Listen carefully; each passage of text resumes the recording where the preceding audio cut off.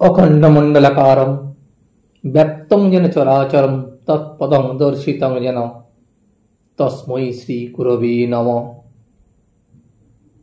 অর্থাৎ হে অখণ্ডমণ্ডলাকারং, তুমি এই বিশ্বে সমগ্র বিশ্ব ব্যাপ্ত হয়ে রয়েছ। আমি সেই গুরুকে প্রণাম করি যিনি আমাকে এবং সমগ্র বিশ্বকে ব্যক্ত অবস্থা দেখিয়েছেন। তোমার সেই পথ আমরা অনুসরণ করব। চলমান এবং অচল উভয় অবস্থায় তিনি আমাদের দৃশ্যে রেখেছেন। সেই গুরুদেবকে আমি প্রণাম জানাই। ঠাকুর, মা এবং স্বামীজির চরণে শতকোটি প্রণাম জানিয়ে আজকের পাঠ শুরু করছি। আজ আমরা পাঠ করব মাস্টার মহাশয় ঠাকুরের সঙ্গে দ্বিতীয়বার দর্শনে এসেছেন দক্ষিণেশ্বরে এবং ঠাকুরের এক বিশেষ ভক্ত কেশবচন্দ্র সেন মাস্টারমশাইয়ের কাছে সেই কেশবচন্দ্র সেনের সংবাদ লইবেন। সময় তখন বেলা 8টা। 8টার সময় মাস্টারমশাই দক্ষিণেশ্বরে এসেছেন। এই সময় ঠাকুর কামাতে যাচ্ছেন, অর্থাৎ চুল দাড়ি কাটতে যাবেন নাপিতের কাছে। নাপিত এসেছে, সেই জন্য নাপিতের কাছে তিনি চুল দাড়ি কামাবেন। সময়টা অল্প শীতকাল, একটু একটু শীত এখনো আছে, তাই ঠাকুর মেলেস্কিনের র্যাপার গায়ে জড়িয়ে রেখেছেন। সেই র্যাপারের কিনারা শালু দিয়ে মোড়া। র্যাপারের যে ধারগুলো হয় সেই ধারগুলো শালু দিয়ে মোড়া।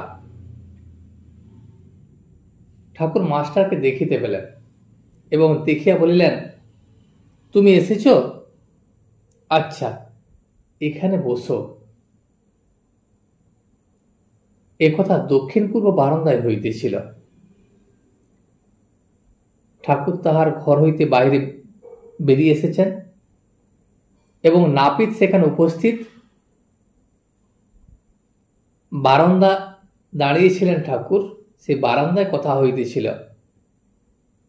সেই বারান্দায় ঠাকুর কামাইতে বসিলেন ও মাঝে মাঝে মাস্টার সহিত কথা কহিতে লাগিলেন। গায়ে ঐরূপ র্যাপার, পায়ে চটি জুতা, সহাস্য বদন। মাস্টার ভালো করিয়া লক্ষ্য করিলেন,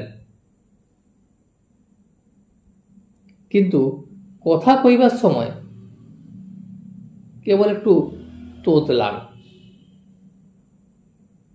ঠাকুর মাস্টারকে জিজ্ঞাসা করিলেন, হ্যাঁ বা, তোমার বাড়ি কোথায়? মাস্টার বলিলেন, আজ্ঞা কলিকাতায়। ঠাকুর আবার জিজ্ঞাসা করিলেন, এখানে কোথায় এসেছ? মাস্টার বলিলেন, এখানে বরাহনগরে বড় দিদির বাড়ি আসিয়াছি, ঈশান কবিরাজের বাড়ি। মাস্টারমশাইয়ের বড় দিদির বাড়ি বরাহনগরে।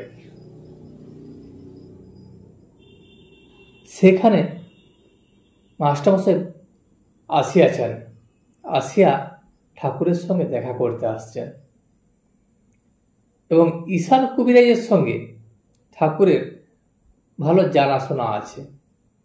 সেই জন্য ঠাকুর ঈশান কবিরাজের নাম শুনিয়ে বলিলেন, ও ঈশানের বাড়ি?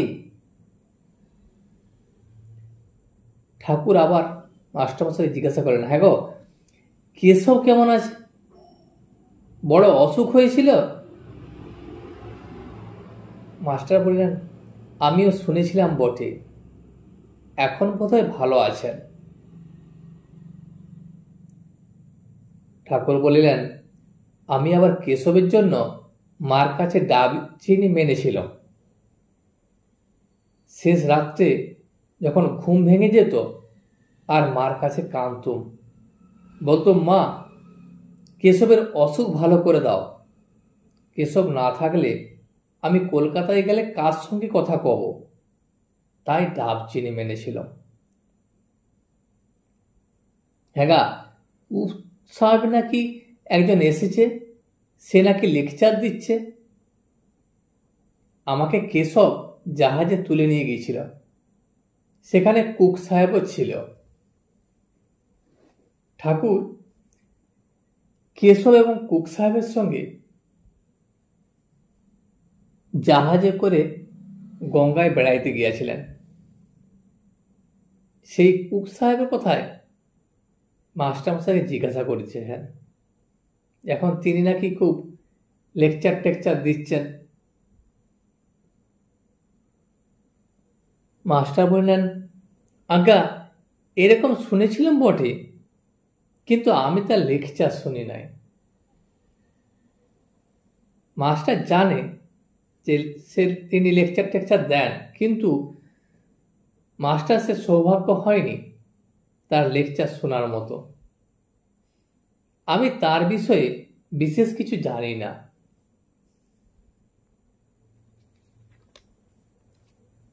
গৃহস্থ ও পিতার কর্তব্য। ঠাকুর বললেন, প্রতাপের ভাই এসেছিল, এখানে কয়দিন ছিল, কাজকর্ম নয়, বলে আমি এখানে থাকব। শুনলাম মাঘ ছেলে সব শ্বশুর বাড়িতে রেখেছে, অনেকগুলি ছেলে পুলে। আমি বকলুম, দেখো দেখি, ছেলে পিলে হয়েছে, তাদের কি আবার ও পাড়ার লোক এসে খাওয়াবে দাওয়াবে, মানুষ করবে? লজ্জা করে না যে মাঘ ছেলেদের আরেকজন খাওয়াচ্ছে আর তাদের শ্বশুর বাড়ি ফেলে রেখেছে?